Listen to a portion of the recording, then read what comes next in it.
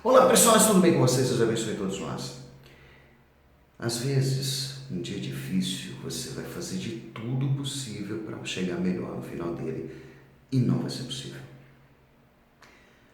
A melhor coisa em meio a uma batalha não é desistir da batalha, mas parar um pouquinho, recuperar as forças, para então no dia seguinte lutar com ainda mais força. Enfrentar uma tempestade impossível de passar pode afundar o barco. Então nessas horas é melhor jogar a âncora, esperar a calmaria chegar e aí então encarar novamente o mar. Pense nisso, põe em prática. Até a próxima.